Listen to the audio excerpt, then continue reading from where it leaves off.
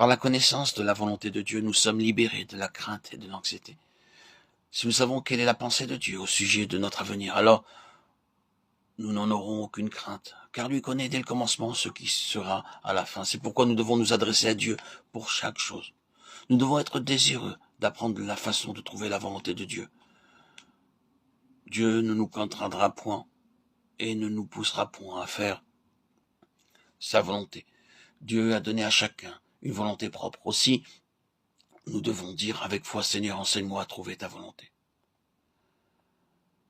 Seigneur, enseigne-moi à trouver ta volonté. Voilà la clé. Dans ce but, nous acceptons quotidiennement la puissance de sa mort en nous. Nous avons besoin de nous approprier sa mort en acceptant la puissance de cette mort en nous. Et ainsi, mourir à tous nos plans et désirs personnels. Nous devons désirer faire la volonté de Dieu joyeusement et avec un cœur intègre, et non pas partagé. Le plan de Dieu à notre intention est le meilleur qui soit. Il n'y a aucune raison pour que nous l'acceptions avec des réserves. Il nous faut obéir à Dieu joyeusement et sans réserve intérieure, comme l'apôtre Paul, dans Actes 16:6, où il a obéi de bon gré et immédiatement à ce que Dieu lui avait demandé. Un autre exemple est celui de Philippe. Dieu lui demanda d'aller dans un lieu désert, Actes 8:26. Il ne faut pas nous appuyer sur notre intelligence. Il ne faut pas aussi que nous dépendions de notre sagesse propre. Nous devons dire, Seigneur, tu es ma sagesse propre. Je ne dépends pas de la mienne. Confie-toi en l'Éternel de tout ton cœur et ne t'appuie pas sur ta sagesse. Proverbe 3:5. Nous pouvons agir de la sorte grâce à une foi forte. Si nous voulons trouver la volonté de Dieu et la faire, il nous faut abandonner toute notre compréhension des choses et dépendre de sa sagesse divine. Le reconnaître dans toutes nos voies. Reconnais-le dans toutes tes voies, et il aplanira tes sentiers. Proverbe 3:6. Nous devons nous adresser à Dieu même pour les moindres détails. Nous pouvons penser, ceci est un détail, pourquoi questionnerais-je Dieu à ce propos?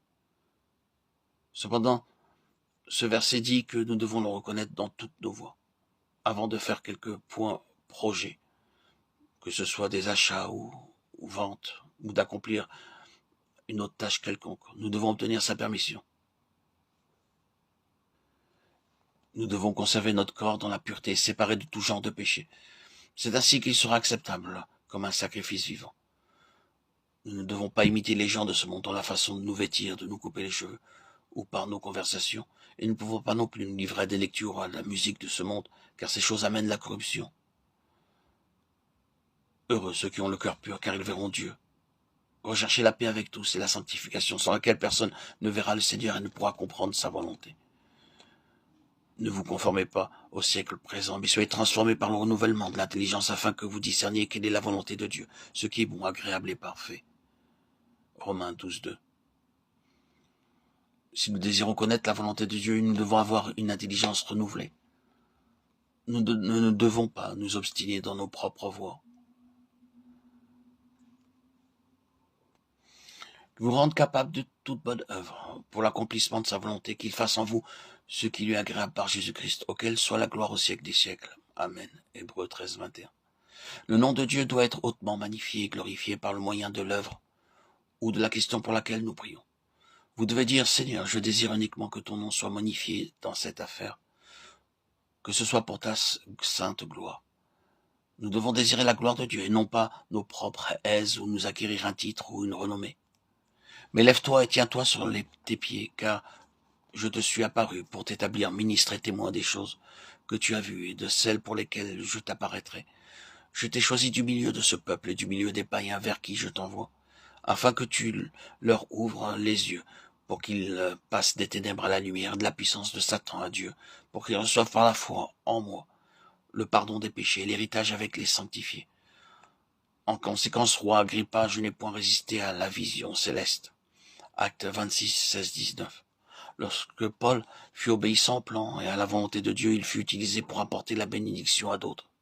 Il devint un témoin de Dieu pour tous les peuples. De même, quand nous faisons quelque chose selon la volonté de Dieu, cette œuvre sera une source de bénédiction pour beaucoup. Cela les fortifiera et apportera l'édification dans l'Église tout entière. Nous ne pouvons pas apprendre toutes ces choses en un jour. Alors que nous en ferons une pratique quotidienne, nous les apprendrons. Par exemple, nous n'apprenons pas la cuisine en un seul jour. Au début, tout en cuisinant, nous nous référons toujours à nouveau aux livres de recettes, et cependant, il se peut que la nourriture que nous avons préparée n'ait pas tellement de goût. C'est seulement en cuisinant jour après jour, donc par l'exercice, que nous apprenons à préparer des plats savoureux.